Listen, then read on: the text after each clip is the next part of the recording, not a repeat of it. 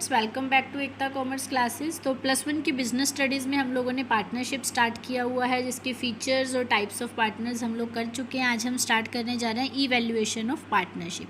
तो अगर हम ई वैल्यूएशन की बात करते हैं तो इसमें हम लोग एक पर्टिकुलर फॉर्म ऑफ ऑर्गेनाइजेशन की मेरिट्स और लिमिटेशंस को डिस्कस करते हैं, और वीकेंड से मेरिट्स और डीमेरिट्स को। तो आज हम डिस्कस करेंगे मेरिट्स ऑफ पार्टनरशिप की पार्टनरशिप के क्या फ़ायदे हैं और इसके क्या एडवांटेजेस भी कह सकते हैं हम। Let's start.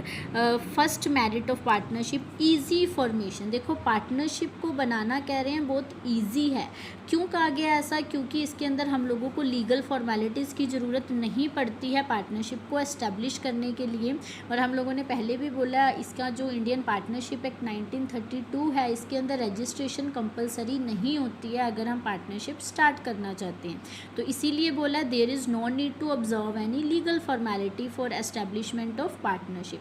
तो इसीलिए कहा गया है कि जो पार्टनरशिप है it can be easily formed. तो फॉर एग्जांपल सोल ट्रेड की तरह ही पार्टनरशिप की रजिस्ट्रेशन जो है is not compulsory, there is not much expenses involve. और साथ ही अगर हमें स्टार्ट करना है पार्टनरशिप तो उसमें बहुत ज़्यादा खर्चा भी नहीं होता है हमारा।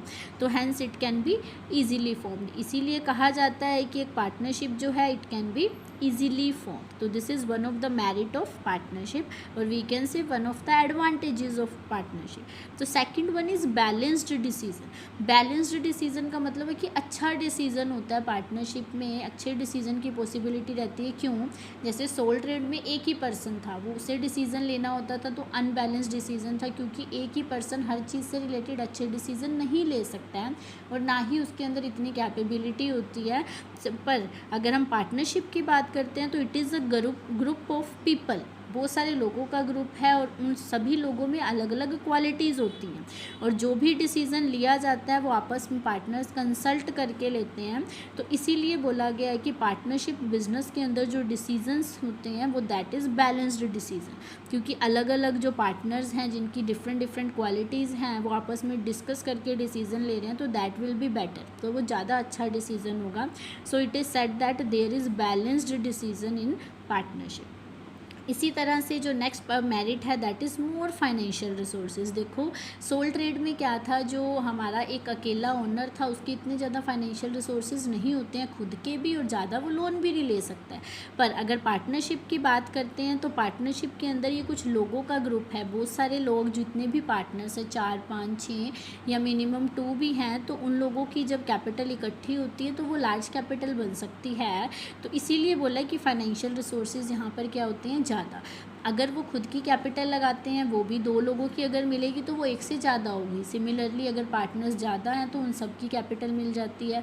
और अगर वो लोन भी लेना चाहते हैं, अगर वो बैंक से या अदर फाइनेंशियल इंस्टीट्यूशन से लोन भी रेज़ करते हैं तो वो भी उन लोगों को ज़्यादा मिल सकता है। तो इसीलिए यहाँ पर बोला गया है कि in case of partnership there are more financial resources. देखो, the sole trade suffers from the demerit of lack of capital, but the partnership business is free from this drawback. इस तरह की लिमिटेशन नहीं है पार्टनरशिप में। The financial resources pooled by many partners, क्योंकि financial resources बहुत सारे partners इकट्ठा करके लगाते हैं। Assume the form of enormous capital, मतलब जिससे कि क्या होता है, काफ़ी कैपिटल इकट्ठा हो जाता है पार्टनरशिप को चलाने के लिए। तो there is more financial resources. तो ये 3 मेरिट्स हम क्या किया है अभी हम लोगों ने, easy formation, balance decision and more financial resources.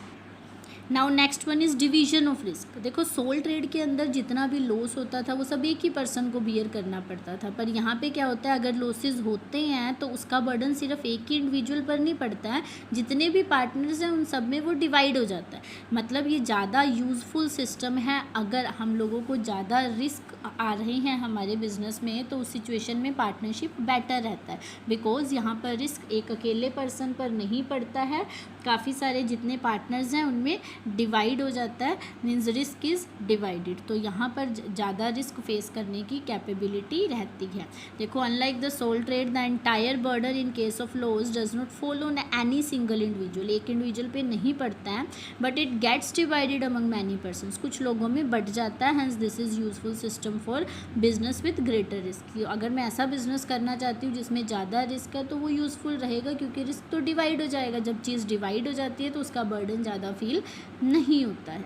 तो इसी तरह से एक और मेरिट है, दैट इज़ सीक्रेसी। देखो जो पार्टनरशिप फॉर्म ऑफ ऑर्गेनाइजेशन है उसमें क्या होता है कि जो भी हमारे अकाउंट्स प्रिपेयर किए जाते हैं वो लोगों के सामने, पब्लिक के सामने प्रेजेंट नहीं करने होते हैं। प्रेजेंट नहीं करने हैं तो इट मीन्स पार्टनरशिप में कंपनीज़ के कंपैरेटिवली ज़्यादा सीक्रेसी होती है। जो भी डिसीज़न लिए जा रहे हैं या जो भी काम किया जा रहा है, जो रिजल्ट्स हैं वो सीक्रेट रखे जा सकते हैं। तो ये भी एक बेनिफिट रहता है अगर हम बिज़नेस को ग्रो करना चाहते हैं। अगर हम सीक्रेट रख रहे हैं कुछ चीज़ें अपने बिजनेस में तो that will be beneficial for the growth of business. देखो the accounts of partnership firms are not presented before the public, लोगों को नहीं शो किए जाते हैं as in case with the companies. तो in this way there is more secrecy in partnership as compare to companies. तो यहाँ पे कंपनीज के कंपैरेटिवली ज़्यादा सीक्रेसी होती है। तो देखो स्टूडेंट्स, आज हम लोगों ने जो पार्टनरशिप है उसके एडवांटेजेस और वीकेंड से मेरिट्स या फ़ायदे डिस्कस किए हैं कि पार्टनरशिप फॉर्म ऑफ ऑर्गेनाइजेशन क्यों हमारे लिए सही है अगर हम बिज़नेस स्टार्ट करना चाहते हैं। तो आई होप स्टूडेंट आपको क्लियर हो गया होगा। ये जो 5 मेरिट्स हम लोगों ने किए हैं, easy formation, balance decision, more financial risk, division of risk and secrecy. तो कल के लेक्चर में, फर्दर लेक्चर में हम लोग लिमिटेशंस डिस्कस करेंगे। तो स्टूडेंट्स कोई भी प्रॉब्लम रहती है तो कमेंट सेक्शन में आप लोग पूछ सकते हो। Thank you, have a nice day.